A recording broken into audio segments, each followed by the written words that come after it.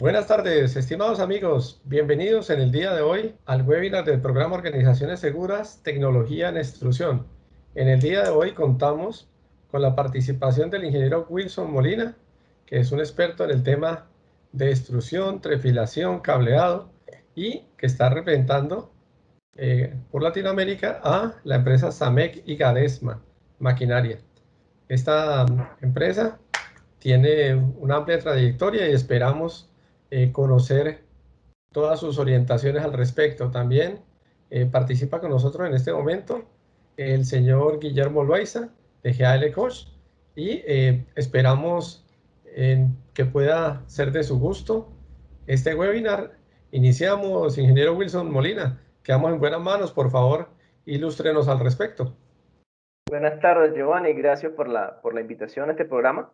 Hoy vamos a hablar básicamente de la tecnología de extrusión, digamos los parámetros básicos del proceso, ¿no?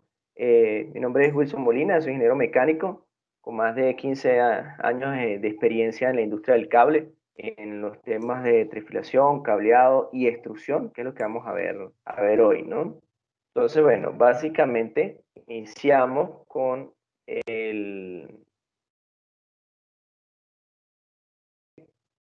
definiciones. Un segundito acá que no avanza. Listo. Vamos a ver las definiciones. Vamos a ver las zonas básicas de la extrusora, los componentes básicos de la extrusora y los plásticos generalmente utilizados. Vamos a ver los básicos, hay mucho más, pero como les hemos hablado, pues esta es una presentación bastante sencilla, de modo que todos la podemos entender. Extrusión, pues la palabra viene del latín ex, que significa fuera, y truder, que significa empujar. Pues simplemente la extrusión es empujar hacia afuera.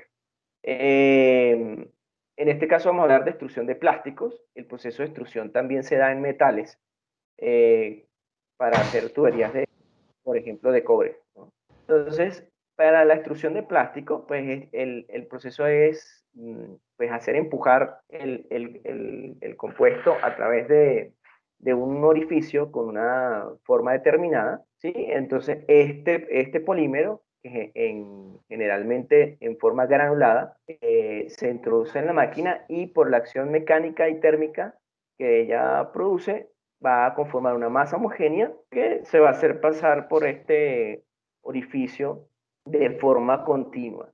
¿Para qué nos sirve? Bueno, nos sirve para fabricar tubos, ductos, mangueras, perfiles, molduras para puertas y ventanas, láminas y películas, filamentos pequeños continuos y para recubrir alambres, cables y tuberías, ¿no? Seguimos acá, una extrusora, pues tiene esas partes que las vamos a ver detalladas una a una. Y es un punto importante en el proceso de extrusión que el calor se divide en dos temas, ¿no? El calor controlado a través de las resistencias y los ventiladores o el fluido de enfriamiento. Y el calor que se ocurre por fricción y el calor por el trabajo mecánico que ejecuta el tornillo. Es bien importante tener en cuenta estas dos variables porque parte del trabajo que hace el tornillo, si se excede, pues va a trabajar prácticamente él solo y no va a haber control a través de las resistencias. Por eso es importante el diseño del tornillo, porque al final cada plástico tiene una temperatura específica de trabajo. Entonces es importante que no dejar olvidado el tema del proceso por fricción y trabajo mecánico dentro del tornillo.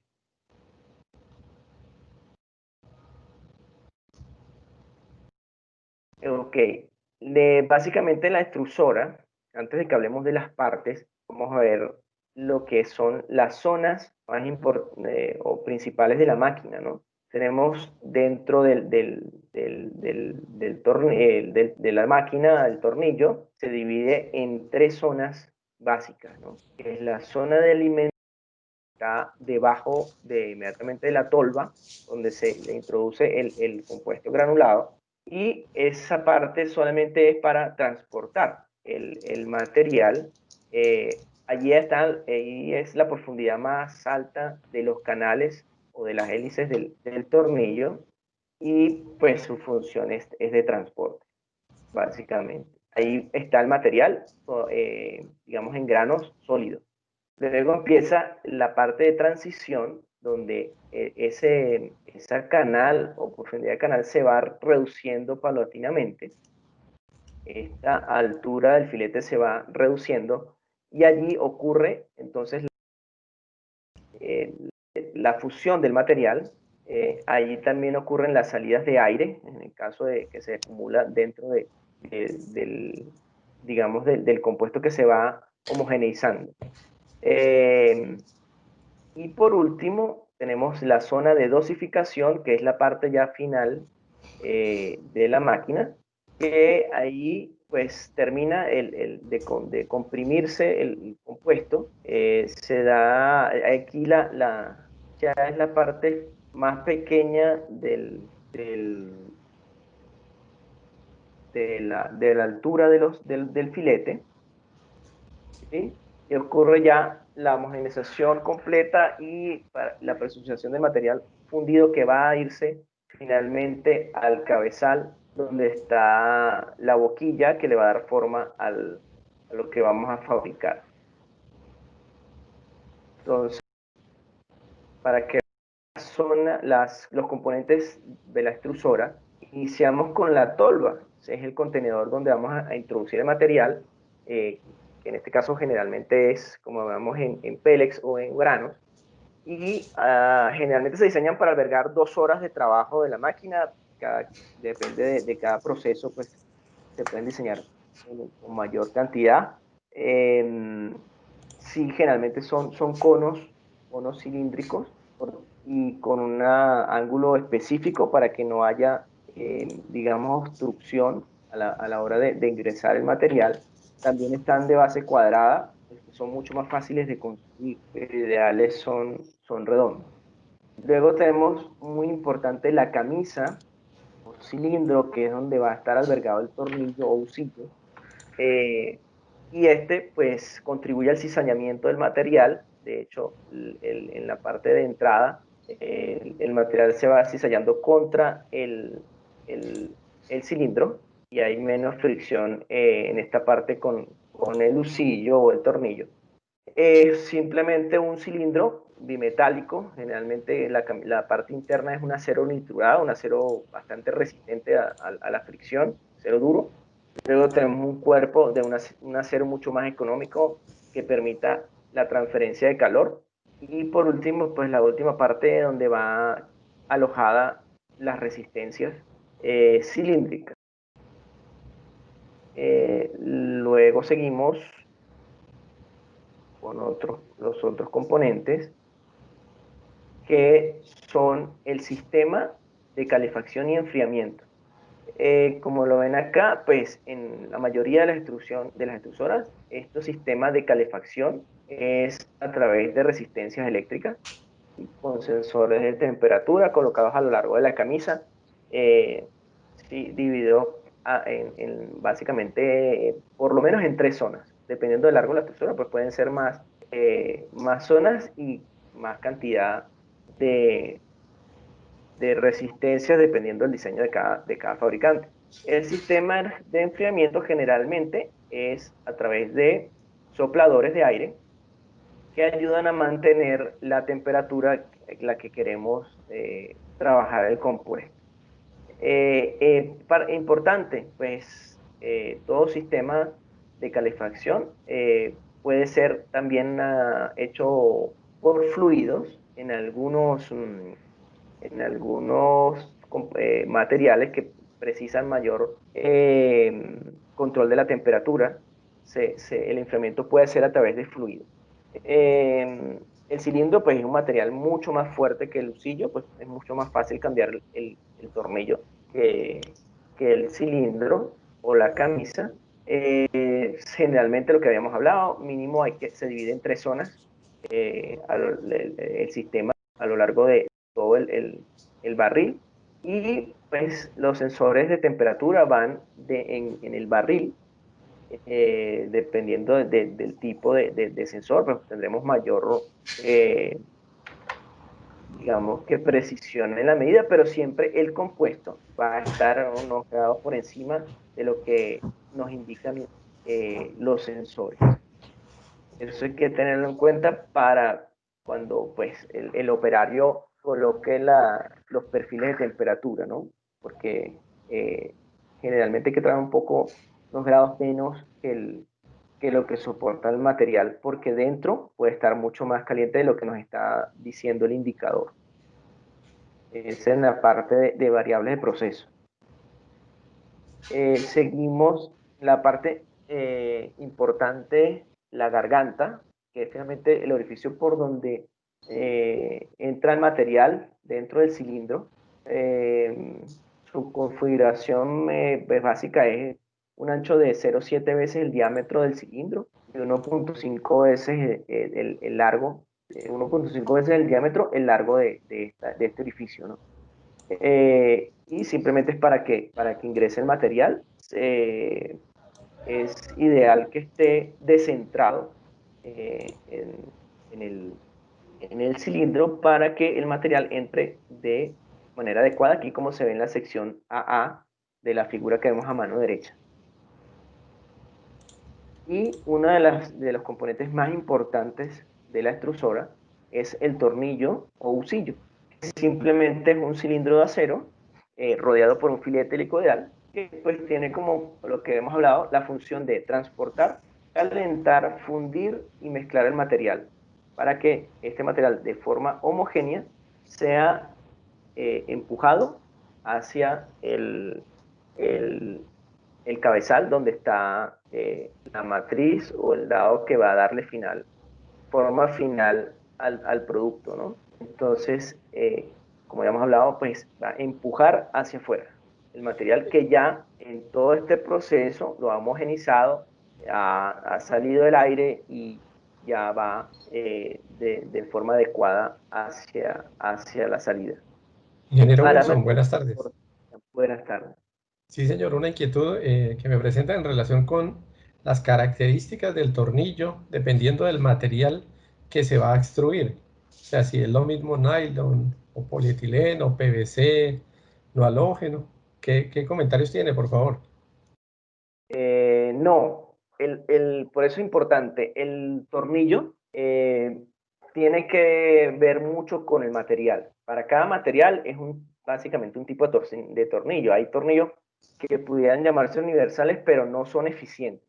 Y para eso tenemos aquí los parámetros principales de diseño del tornillo que van a depender del material con el que vamos a trabajar. Por ejemplo, en longitud, el diámetro pues nos lo va a dar es la capacidad de la máquina, qué tanto kilogramos hora nos va a producir. La longitud nos va a dar una relación de L entre D, que también depende del material que vamos a procesar, cuánto tiempo queremos o necesitamos que el compuesto esté dentro de la extrusora. El ángulo de filete, paso de rosca, que no es decir cada cuánto material va a entregar por vuelta, y la relación de compresión, que es el parámetro más importante que nos define con que el tornillo, para qué tipo de material nos va a servir. Entonces, que lo vamos a ver acá adelante. Ajá. Dos parámetros. Entonces, la relación L entre D, que es simplemente la relación que existe entre la longitud del tornillo, lo vemos aquí, la longitud del tornillo y el diámetro del mismo, ¿sí? Esta relación, entonces, nos va a dar la capacidad de la máquina, ¿sí? Y el tiempo que va a estar el compuesto dentro de la extrusora, ¿no? Típicos, longitudes típicas, de 20 a 1, o puede ser inclusive menores, a 32 a 1, dependiendo del proceso. Hay procesos que necesitamos que el plástico esté la menor cantidad de tiempo en la máquina porque homogeneiza muy rápido y tienden a degradarse, entonces los LD son menores. Y si queremos mayor control y necesitamos que el material se homogeneice más, necesite más tiempo, necesite más presión, pues los LD son más largos. La relación de compresión, que era lo que habíamos hablado, esta es una relación la relación volumétrica que existe entre la zona de alimentación y la zona de dosificación. Recordamos que la zona de alimentación es la entrada del tornillo, por la que está debajo de la tolva. Allí, esa altura de filete, ¿verdad? Que es la HF, y luego en la zona de dosificación, que es la parte final del tornillo, sería la altura de ese filete HM. Esa relación de la altura inicial menos la altura final, digámoslo así, nos va a dar la relación de compresión. Aquí vamos a ver dos ejemplos. Tornillo en la del filete, y al final 1.98 nos da una relación de 4. Esto quiere decir un tornillo de alta compresión. Estos tornillos, pues obviamente genera una alta compresión, un alto cizallamiento en el material, y al tener esta altura final más bajita, pues también afecta en la salida del material, o sea, tiene menos salida que un tornillo de compresión más baja. En este caso tiene 4.5 a la entrada y 4 a la salida, tiene 1.13. Estos valores los tiene cada fabricante, cada diseñador, pues, establece esas alturas, ¿no? Que lo que nos interesa es que nos va a decir para qué va a funcionar cada relación de compresión. Es este valor de, por ejemplo, 1.13 es una relación de compresión habitual para los libres de halógeno, que necesitan que se procesan con tornillos de baja compresión. Pero un tornillo de 4 puede ser un tornillo para un polietileno, por ejemplo. En esta tabla, más adelante tenemos una tabla donde podemos ver esas relaciones acá, ¿ven? Por ejemplo, el HFFR, que es el libre de halógenos, entre 1 y 1.2, la relación de compresión es la adecuada. Vamos subiendo para los PVC 2.5 a 3, los polietilenos entre 3 y 3.5, depende si es de alta o baja densidad. 4 nylon, fíjense que el ejemplo que veíamos allá es para un tornillo de nylon. Y bueno, aquí podemos ver un libre halógenos, las temperaturas son mucho menores que PVC y que polietileno, por ejemplo. Podemos estar a la entrada en 135 grados y a la salida, la zona de dosificación en 150 para una salida no mayor a 165 grados. Porque estos, en base a alumina, por encima de temperatura se degradan. Los PVC pueden llegar hasta 180 grados, los polietilenos entre 200 y el nylon a 260.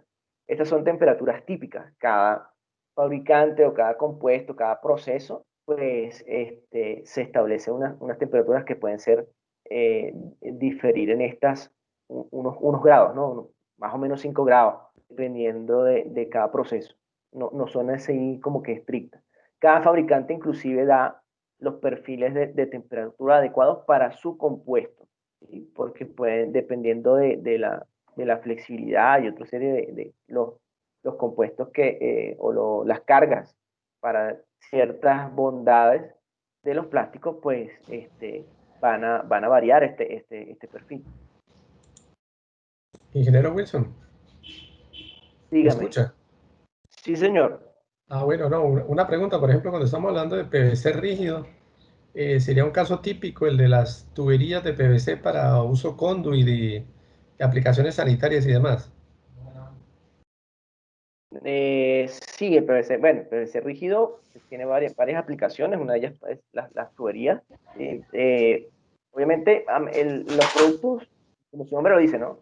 si necesitamos mayor rigidez, mayor resistencia mecánica, pues obviamente el PVC rígido, ¿no? Y los PVC flexibles son para productos que, como su nombre lo dice, necesiten mayor flexibilidad, pues su carga son mayor, digamos que son más elásticos, ese tipo de diferencia, ¿no? Que también inclusive lo podemos conseguir en los libres de halógeno. También podemos conseguir libres de halógeno mucho más flexibles que otros, ¿no? Depende para lo que lo vayamos a usar. Disculpa, pero entonces lo que pudiéramos entender es que estas temperaturas son una guía, una orientación típica, pero digamos que en la máquina de proceso se puede ajustar para un compuesto específico dependiendo de los requisitos que se tengan y digamos como el conocimiento que se vaya teniendo del material. ¿Es correcto? Sí, es correcto, incorrecto.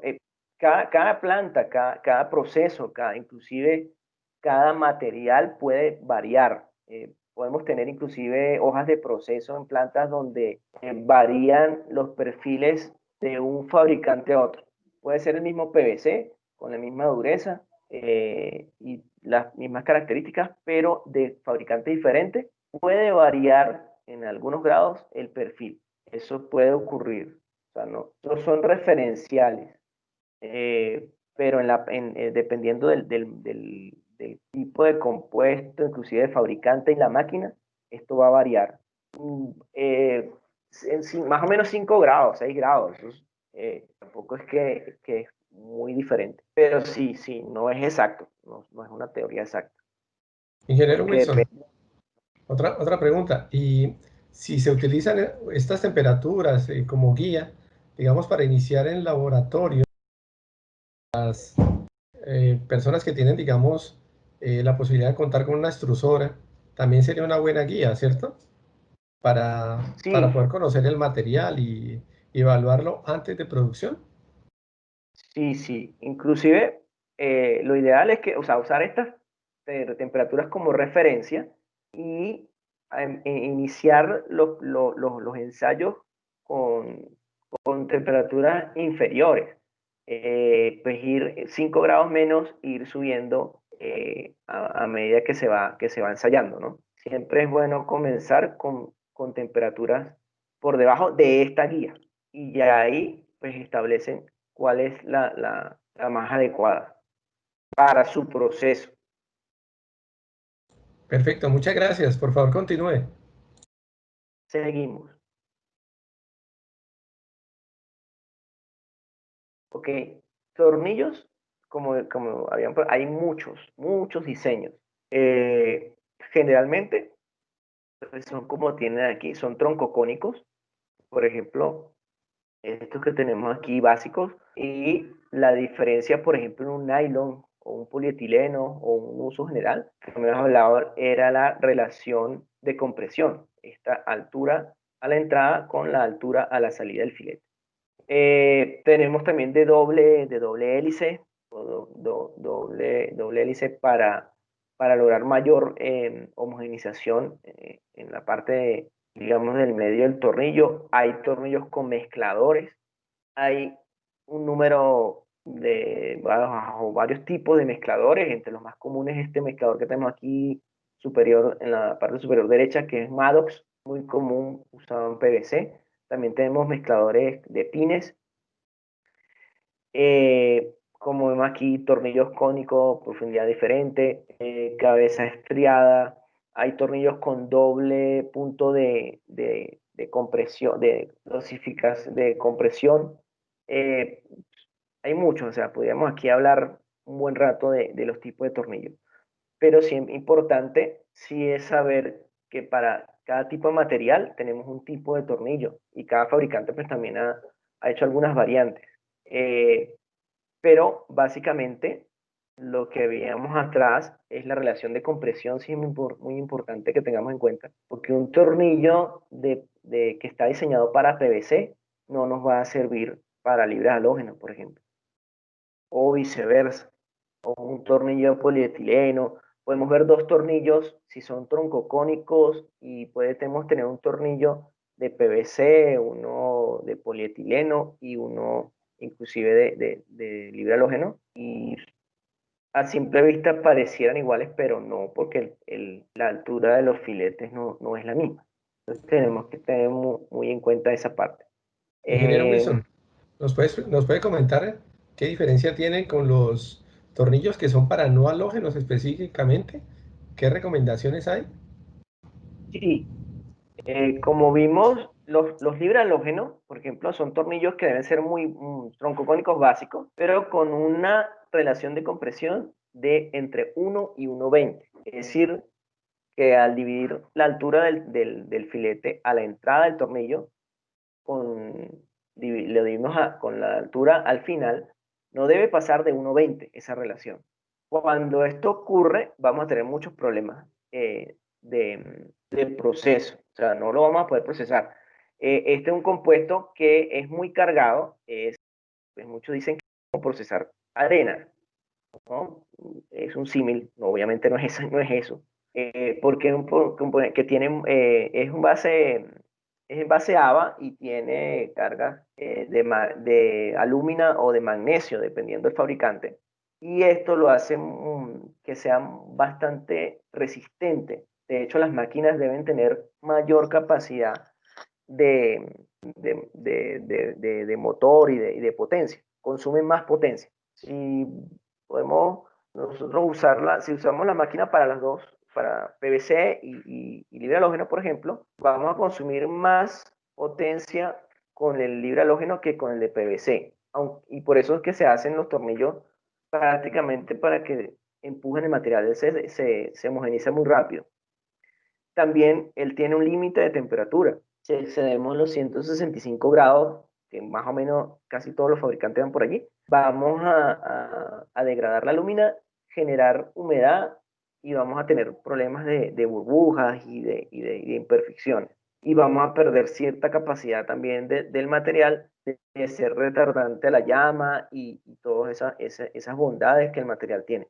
Es importante el control de la temperatura para este material y el usillo, o sea, tiene que ser un usillo especial para él. Inclusive los cabezales también son especiales, al menos el distribuidor. Si no el cabezal completo, si el distribuidor debe ser diseñado para este material, que ese es el componente que nos falta. Bueno, nos faltan ver dos más. Inclusive podemos hasta en los platos rompedores diseñarlo para libre halógeno, ¿no?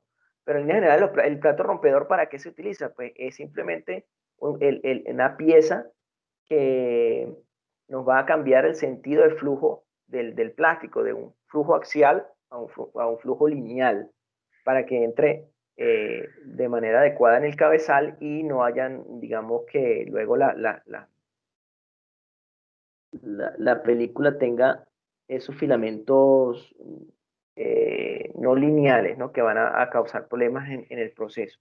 Y antes digamos, entre el plato rompedor y la salida de la extrusora se colocan unos filtros o mallas metálicas de diferentes tamaños de grano, o de agujeros para únicamente su función es retener las impurezas que se hayan generado por carbonización, por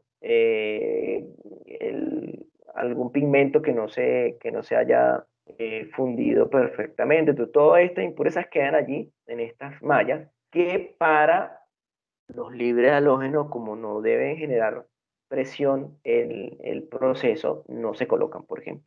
Solo el plato rompedor, por eso el plato rompedor puede tener algunas especificaciones un poco diferentes. Aquí hay pues, un patrón de los orificios básico, ¿sí? Que lo tenemos ahí en la figura. Y serían los componentes de la extrusora. Y por último, bueno, tenemos, vamos a ver acá, ya un segundito.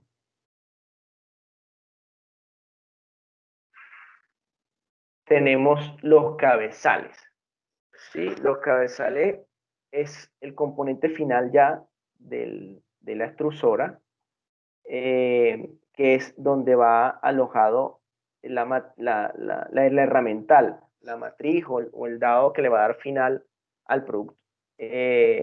Lo que hemos hablado es, ellos llevan unas componentes que son los distribuidores, y los vamos a ver acá, ¿sí? Y estos distribuidores o laberintos son los que son muy importantes para tener en cuenta en el diseño si nuestro cabezal finalmente lo vamos a usar para PVC o libre de halógeno, por ejemplo. Digamos, canales, dependiendo del producto, deben ser más grandes, más profundos, tienen su configuración diferente. Pero Wilson, Tenemos, ajá. sí, lo que pasa es que hay una inquietud del señor Sami. Por favor, si nos puede comentar, señor Sami. Sí, lo escucho. Señor Sami, por favor, nos comenta su inquietud.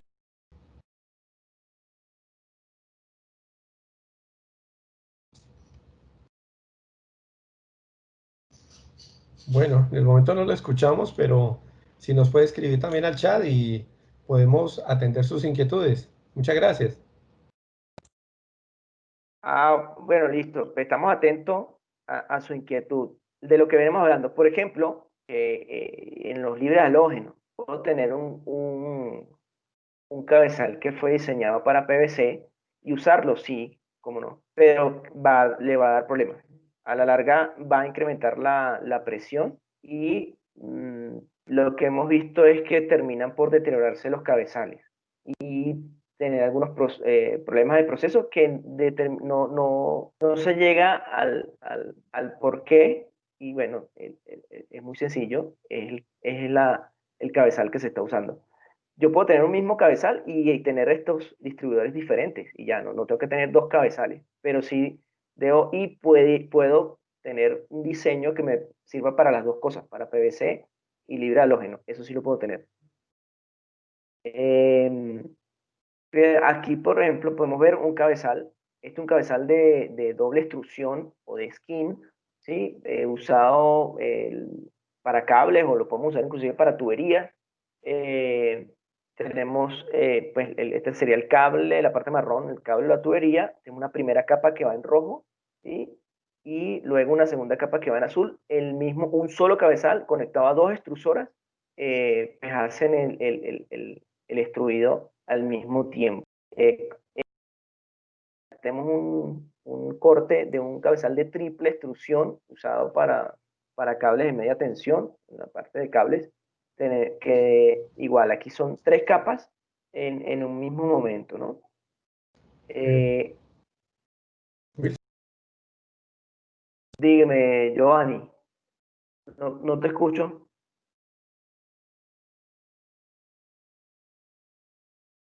Giovanni, ¿escucha?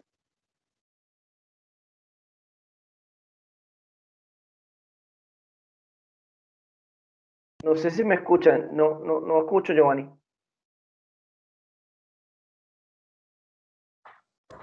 hola, sí, buenas Wilson, tardes, ¿me escucha? allá.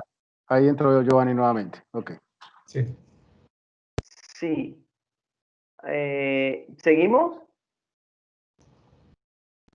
Sí, la inquietud está relacionada con la ubicación de la malla para las impurezas. ¿Dónde se ubica la malla? Sí, bueno, la malla va antes del plato. O sea, realmente está la salida de la extrusora al final del tornillo y se colocan delante del plato, ¿sí? Digamos, el tornillo y el plato. De hecho, van sobre el plato rompedor. De hecho, se tienen con ese diámetro del plato rompedor. El plato rompedor tiene generalmente como un asiento para colocar estos filtros, estas mallas, ¿no? Y se pueden colocar dependiendo del proceso, pues, y eso va muy de la experticia del operario o digamos, de cada proceso. Si colocan una o dos tipos de malla, se pueden colocar hasta tres, dependiendo, ¿no? Y qué grano, qué tipo de de tamaño de los orificios, el mesh lo vamos a utilizar, ¿no? Mucha gente pues ya viene preformado, vienen hasta con unas bases que acoplan al plato rompedor. Hay láminas que las personas los cortan, no es lo más adecuado, pero hay muchas formas de hacerlo, porque la idea es que quede preciso en el plato, ¿no? En el plato. Y el material finalmente lo empuja contra el plato y ahí él se queda, no se va a mover de allí. Y el material sale del otro lado en forma como como unos espaguetis. Y que ahí es donde toma el flujo lineal para que entre de forma homogénea en el cabezal. No sé Disculpe, si ¿qué esto ventaja tiene? responde a su pregunta. ¿Qué ventaja, sí, señor, qué ventaja tiene utilizarlos?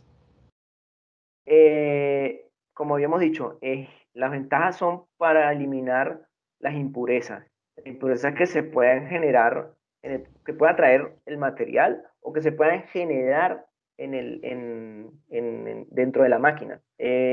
A ver, puede ser que algún pigmento en algún punto no funda bien y salgan grumos, ¿sí? El mismo material no se fundió algunas partes y quedan grumos, ellas van a quedar atrapadas allí. Cada cierto tiempo hay que estarlos cambiando porque se tapan. Pero esto nos ayuda a tener un flujo de material o un material sin impurezas, libre de impurezas y mucho más, de mayor calidad. Pero todo depende de qué tipo de material estemos usando y que es muy usado en el PVC, por ejemplo, pero en el hidrohalógeno no. No lo podemos usar porque genera mucha contrapresión o tendrían que ser muy grandes, pero al final, pues las impurezas pasarían, ¿no? El hidrohalógeno no genera pues tanta impureza, ¿no? Si se trata de adecuadamente, que es un material que debemos almacenarlo muy bien y bueno, una serie de detalles para que no se nos absorba humedad porque es un material higroscópico que absorbe muy fácil la humedad. No sé si esto responde la pregunta, ¿tiene alguna otra inquietud? Sí, señor, muchas gracias. Señor Sammy, por favor, si tiene alguna inquietud, escríbala al chat y con muchísimo gusto. Muchas gracias, por favor, continúe. Sí, entonces bueno, digamos en ZG Machinery, que es la empresa que represento, tenemos un sinnúmero de posibilidades de equipos de extrusión que van desde 45 milímetros de diámetro, ¿sí? Que pueden ser con móviles o no. Por ejemplo, en el caso de la 45, tenemos 60, 90, hasta 150 milímetros. Tenemos equipos, los pueden solicitar. Somos fabricantes y podemos hacer cosas a medida, ¿no? Todas estas extrusoras, como ven, tienen su sistema de enfriamiento por ventiladores. Pero también en los casos de que usemos extrusoras para silicona o para goma, donde la temperatura debe ser controlada muy minuciosamente, el sistema de enfriamiento es por agua, es por líquido, debe ser por agua. En algunos casos, algunos polietilenos, por ejemplo, el sistema de enfriamiento del tornillo, que también lo tienen, puede ser inclusive por aceite o por taladrina, ¿no? Todas nuestras máquinas tienen enfriamiento la mayoría, pues como dije, por ventiladores, pero también tienen enfriamiento por agua en el reductor, motor y el husillo. Dependiendo si el material lo requiere o no. En algunos polietilenos, algunos libres halógenos, se refrigera el tornillo. Ya nuestras máquinas lo poseen. Y como les dije, para las máquinas para silicona o goma, pues adicionalmente a todo este sistema, traen el sistema de enfriamiento de la camisa a través por agua, ¿no?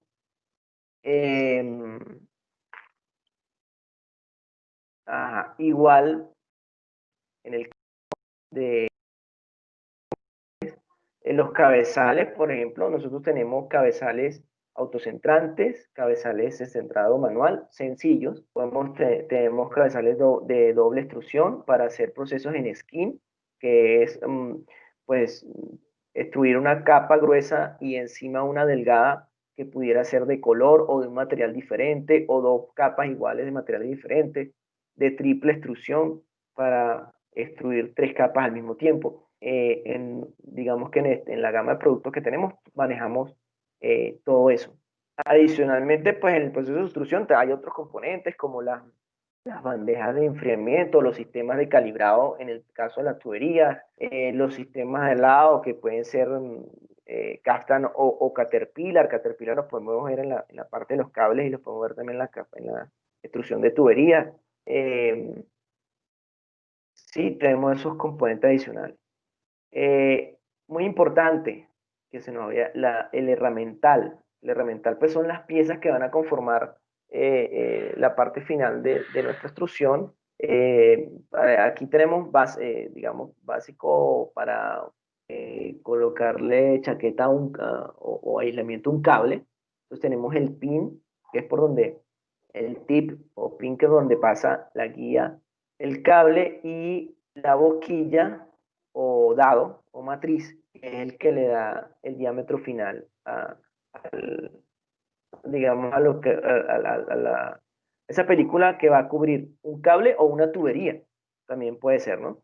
En el caso de tuberías, pues esta es un cono que hace el orificio o el diámetro interior al tubo, y igual tenemos la matriz que le va a dar la conformación del diámetro exterior, pero hay otros componentes para el calibrado y dimensiones finales, porque acuérdense que el plástico pues tiene su contracción luego que se enfría, ¿no? O expansión, y ya ahí, pues en el caso de perfiles, en el caso de otros tipos de formas a extruir, pues ya eso se fabrica bien, con unos diseños especiales, ¿no? Dependiendo de qué es lo que se vaya a hacer.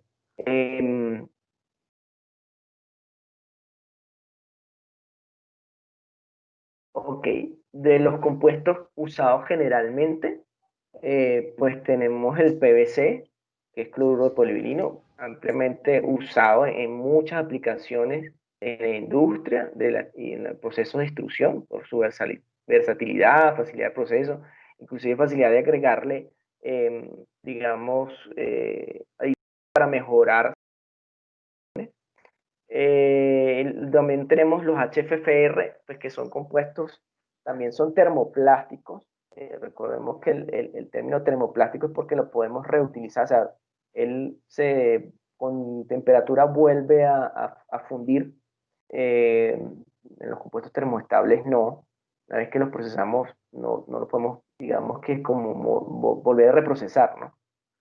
Porque ya sus moléculas se estabilizan y no podemos hacer eso. En el caso de los termoplásticos, como el PVC y los HFFR, sí lo podemos hacer. Los HFFR, pues como habíamos hablado, es una poliolefina con base de ABA. Es algo así como un polietileno, pero no es exactamente eso, ¿no? Su característica fundamental es porque su baja emisión de humos y su retardancia a la llama. Esto se logra generalmente con alúmina o magnesio. La alúmina pues se degrada mucho más fácil después de 165 grados. El magnesio puede aguantar mucho más, 180 grados si mal no recuerdo, pero de estos compuestos a base de magnesio son muchísimo más costosos. Por ejemplo, comparando el PVC y el libre-halógeno, pues tienen densidades diferentes. El libre-halógeno es mucho más pesado, por eso es mucho más resistente a hacer, ofrece mayor resistencia en la máquina. Las durezas son más o menos parecidas, las cargas de rotura, pues como vemos también, y podemos lograr mayor elongación en el PVC que en los libre-halógenos. Los libre-halógenos, los fabricantes tienen diferentes durezas, ¿no? Y dependiendo para las aplicaciones que lo vayamos a usar.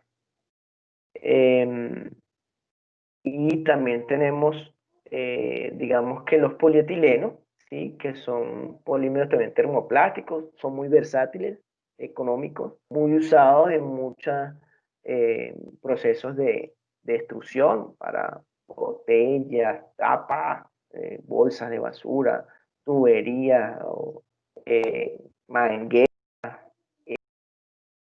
se divide en dos grupos: el polietileno de baja densidad, pues que es mucho más flexible, también es resistente al impacto y soporta menor temperatura que el de alta densidad, aproximadamente unos 80 grados. Y los polietilenos de alta densidad son compuestos más rígidos, resisten mayor temperatura, son mucho más densos que el de baja, obviamente, y resisten mayor temperatura. Todos estos compuestos igual pueden colocarse aditivos para protección UV, por ejemplo, en los de alta densidad, cuando se usan en chaquetas de telefónico, por ejemplo, cables telefónicos. Y bueno, también son compuestos que son, digamos que el polietileno en general tiende a ser transparente, pero igual lo podemos poner de los colores que queramos. Usado mucho digamos, muy amplio en la industria, ¿no? Plásticos hay muchísimos más. Hay polietilenos reticulados, hay bueno, una serie de variantes en los plásticos dependiendo de cada proceso. Nosotros en ZG Machinery, aunque nos especializamos en la industria del cable, también tenemos, nuestras máquinas pueden ser usadas para otros procesos, como tubería, digamos, tuberías conduit, o tuberías de todo tipo, o cualquier otro proceso que involucre tres filadoras. También tenemos los Caterpillar, como ya hemos hablado, y es una fusión de dos empresas, dos metalmecánicas muy grandes en España, que hacemos otras cosas. O sea, Gadesma y Gadesma y Samec, digamos por separado, hacen muchas otras cosas y podemos hacer automatizaciones o máquinas a pedido, dependiendo de las necesidades del cliente. Ingeniero Wilson, Dígame. sí, por favor, nos preguntan sobre unas recomendaciones que se puedan dar para optimizar la extrusión en cables como en tuberías de PVC. ¿Qué podemos considerar o cómo podemos considerar que la extrusión es óptima en velocidad, en proceso, en características? Bueno, pues digamos que dependiendo de lo que queramos, ¿no? El importante en todos estos procesos es generar la menor cantidad de desperdicio posible, ¿no? Por ejemplo, para cable podemos hacerlo en skin, por ejemplo, que es que ponemos dos extrusoras a trabajar en simultáneo con dos capas, una capa más gruesa, por ejemplo, de compuesto sin color. Y esa segunda película la hacemos con colorante. Entonces, ¿qué vamos a tener? Pues cuando vayamos a hacer cambio de color, la cantidad de plástico que necesitamos para ese proceso va a ser mucho menor. Y la calidad del producto termina siendo mejor porque si la mayor parte del aislamiento es con un compuesto natural, no vamos a tener la adición que el colorante termina siendo un contaminante, mayor o menor grado. Entonces, ahí vamos a tener mucho mejor calidad en el aislamiento.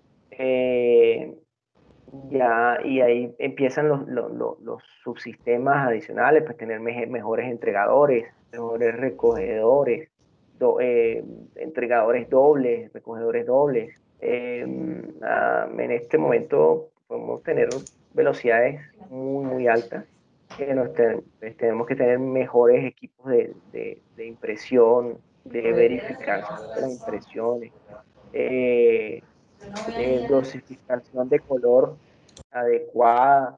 Con los libres halógenos es importante si vamos en el proceso hay mucha humedad, pues nos toca tener tolvas deshumificadoras, porque es un material que es muy sensible a la humedad, por ejemplo. Depende de lo que queramos hacer.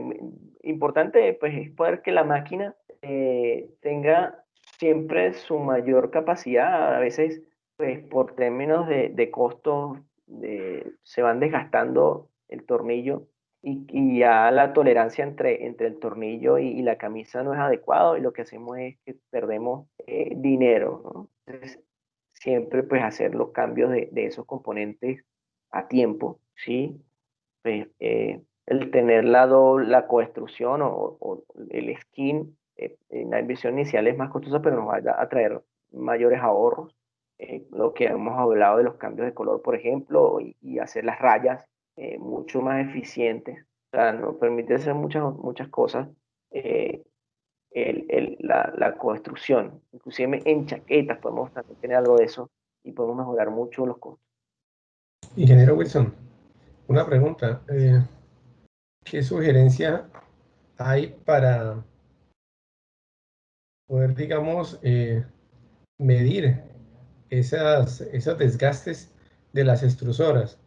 Eh, lo haría mirando los kilos hora, lo haría mirando las dimensiones internas del tornillo, mirando qué tanta abrasión sufren.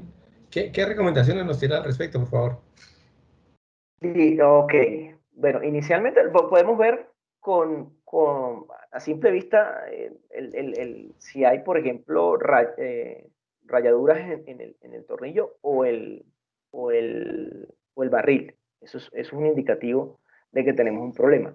Las dimensiones, obviamente, cuando compramos la máquina, pues ellos tienen unas dimensiones, debemos ver, el fabricante nos indica unas tolerancias que podemos tener. Entonces, al medir el tornillo y en la camisa, podemos determinar si hay desgaste, ¿no? Y pues también lo vamos a ver en la entrega de material, o sea, si nosotros medimos cada cierto tiempo cuánto es la salida de la máquina en kilogramos hora, que obviamente no vamos a tener, o sea, lo hacemos en un intervalo pequeño de tiempo digamos, lo extrapolamos y llegamos a ese valor que podemos tener en un minuto de salida de material, lo pesamos y lo extrapolamos, lo comparamos contra la especificación de la máquina, cuando la compramos nueva, cuando estaba nueva. Eso nos va a decir qué desgaste tenemos. Y bueno, he visto casos que inclusive el tornillo está un juego, o sea, juego a simple vista, ya es la peor condición, no podemos llegar a esa condición, pero sí hay, la hemos visto, ¿no? Que ya el tornillo, ¿por qué? Porque, bueno, obviamente perdemos mucha capacidad de la máquina y se nos pudiera trancar en algún momento. Entonces el daño puede ser bastante costoso, un trancamiento de un tornillo porque tiene demasiado juego entre el tornillo y la... Una pregunta adicional. ¿ZG Maquinaria fabrica equipos nuevos o puede hacer algunos tipos de reparaciones de esos tornillos, barriles? ¿Qué nos recomienda? ¿O debiera hacer unas piezas originales nuevas y hacer el cambio cada cierto tiempo? Ok, nosotros, pues, obviamente reparar un tornillo, hay gente que lo hace, nosotros no lo hacemos, pues porque salimos costoso, o sea, lo podemos mandar a España, pero saldría muy costoso, ¿no? Lo ideal es pues comprar el juego nuevo, tornillo y barril, aunque se puede comprar solamente el tornillo si el barril no está muy desgastado. Cuando se hace esto, se toman medidas de las condiciones actuales del barril, sobre todo, para ver si está dentro de tolerancia.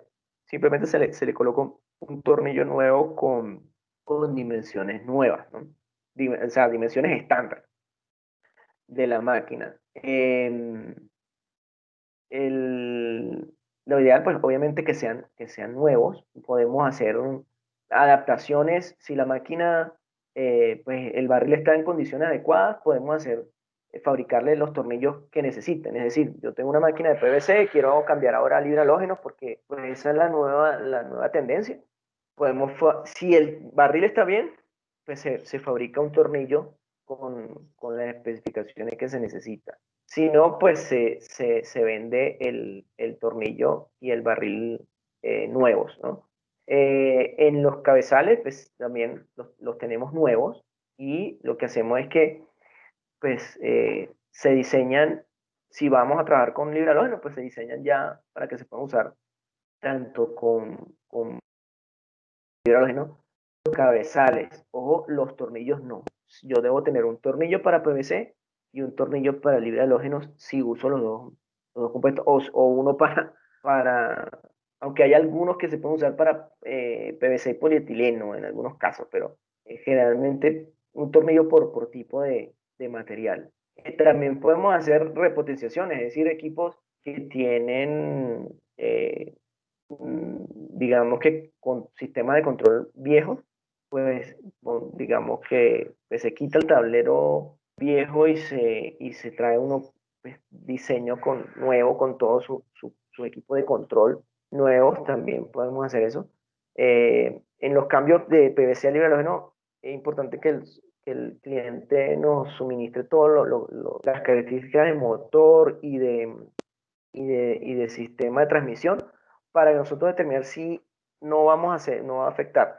Hemos tenido casos que al empezar a procesar, aunque por ejemplo, nos daba que el motor estaba correcto, la transmisión correcta, pero eran equipos que habían sido mal mantenidos. Entonces, cuando empezamos a trabajar con el libre halógeno, la máquina empezó a tener fallas.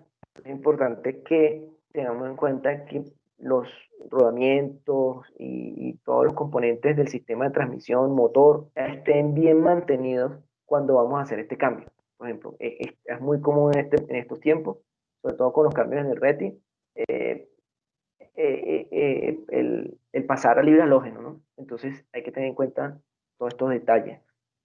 Ingeniero Wilson, una pregunta muy interesante que nos hacen es, ¿qué podemos hacer a la fecha con los equipos de extrusión que tenemos para aumentar la velocidad de línea y aumentar la productividad tanto en cables como en tuberías?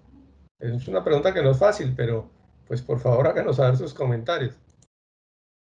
Ok, dependiendo por ejemplo, si nosotros tenemos una extrusora que está fuerte, que sabemos digamos, aguanta un poco más, y pues, en el ejemplo, el libre halógeno básicamente debe estar a las revoluciones máximas del tornillo, están por lo de los 40 RPM.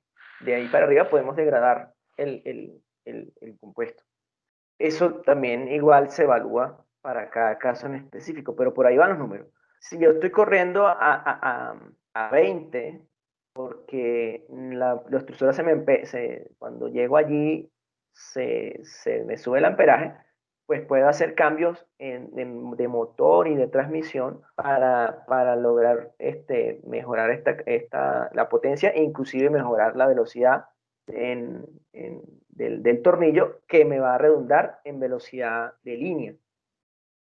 En los equipos que valga la pena hacer esos cambios. A veces, pues si queremos dar un salto grande, pues toca cambiar el equipo completo, pero podemos hacer repotenciaciones de motor y sistema de transmisión, que luego tenemos que ver aguas abajo si el sistema de alado aguanta ese incremento, si el sistema de recogida me aguanta el incremento en la velocidad, si inclusive los entregadores, en el caso de cables, nos aguantan ese incremento de velocidad. O sea, no podemos ver solo un equipo, una componente permite aumentar la salida de la extrusora, nos va a aumentar la velocidad de línea, pero el Caterpillar no me aguanta, el sistema de enfriamiento o la canal es muy corta, entonces al salir más rápido no tengo el enfriamiento que necesito. Son muchas variables que tomar en cuenta. No se puede uno enfocar solamente en un componente, es ver la línea completa con todos sus componentes. No sé si eso responde la pregunta. Sí, señor, muchas gracias. Ok. bueno, pues hasta aquí, más o menos lo que íbamos a conversar. Recordemos que es pues una exposición básica del proceso. De esto hay mucha tela que cortar. Pues cualquier pregunta, cualquier inquietud que tengan, pues nos la pueden hacer llegar a través de GPA, o pues aquí no se ve. También la imagen creo que no se ve, pero allí tengo mi contacto, ¿verdad? Mi correo es Wilson con W arroba zgmachinery.eu. La página web es www.zgmachinery.eu. También ahí está mi celular. La lámina aparece un código QR que los lleva directamente a mi WhatsApp, pero me parece que no se está viendo, Giovanni. Wilson, Wilson, por favor, si colocas la última lámina Sí, para que le pueda tomar la captura tengo. Sí, la tengo en el computador, pero no la veo que se transmite. Déjame ver que... en la presentación. Sí, sí. O sea, yo lo veo aquí en mi computador, la presentación, pero no se ve. Creo que ustedes no la ven. La que se Ah, está viendo es compuesto utilizado generalmente, ¿cierto? sí, señor, correcto. Sí, no. Esa, perfecto. Allá, ya. Esa es la Allí. imagen. Exacto, allí pueden tomar captura. Ese QR nos lleva directamente a mi WhatsApp. Cualquier pregunta, cualquier inquietud, nos pueden decir en qué quieren que ahondemos para unas próximas entregas o alguna otra cosa que podamos ayudarles. Y bueno, muchas gracias por la invitación de nuestros amigos de GPA. Por acá, por ZG Machinery, pues estamos a su orden. Estamos desde Colombia buscando atender a toda Latinoamérica, iniciando aquí en Colombia. Pues, la idea es pues, ofrecer equipos de calidad. Por ejemplo, nuestros tornillos duran más de 5 años, más de 6 años, ¿no? Eh, Fácilmente.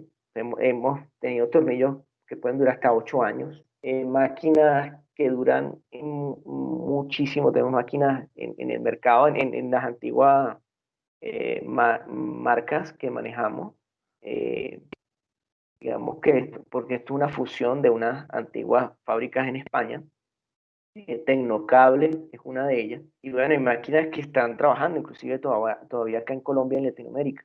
Y bueno, la idea es que con equipos de excelente calidad, pues podamos tener mejores productos, e inclusive como veíamos por allí en una de las entregas de GPA, pues exportar, ¿no? Exportar desde Colombia al mundo eh, productos elaborados y no solamente materias primas, ¿no? Muy bien, ingeniero Wilson, un comentario. Por acá nos preguntan que si lo podemos esperar el próximo 21 de enero del año 21 a esta misma hora para revisar el tema de trefilación y cableado de SAMEC y GADESMA. ¿Qué opina? ¿Podemos citar esa fecha 21 de enero, sí del señor, 2021? Sí, señor. con mucho gusto. Pues allí podemos ver nuevamente unos principios básicos de estos dos procesos y de nuestros equipos también, para que, bueno, aclaremos dudas bueno, podamos darle la mayor información posible bueno, que puedan solucionar sus problemas. Lo importante es, para nosotros, es que nuestros clientes puedan solucionar problemas, porque al final eso los lleva a generar dinero, y el dinero, pues, obviamente, ayuda a ser más prósperos, y es lo que queremos todos. Todos vamos, nuestra filosofía es una relación de ganar y ganar, que todos ganemos en esto, y un apoyo siempre a nuestros clientes. Perfecto, ingeniero Wilson, muchísimas gracias por su participación. Si tiene alguna inquietud, pues ya tiene nuestro correo, los datos de contacto del ingeniero Wilson. Tenemos la cita para el próximo 21 de enero del 2021 a esta misma hora, a las 3 de la tarde. Y mientras tanto, aparte del agradecimiento a todos los participantes, queremos recordarle la invitación para el próximo 12 de noviembre, el webinar Fidelización de Clientes con el ingeniero Guillermo Adolfo Loaiza, y adicionalmente el próximo 24, compuestos de PVC con el suscrito Giovanni Guarín. Y para el próximo 5 de diciembre, el webinar Nutrición en Navidad y Año Nuevo. Esperamos contar con ustedes. Muchas gracias y una feliz tarde. Muy amables. Gracias a todos. Gracias. Gracias, ingeniero Wilson. Saludos para todos. Muchas gracias. Hasta luego. Hasta luego. Gracias.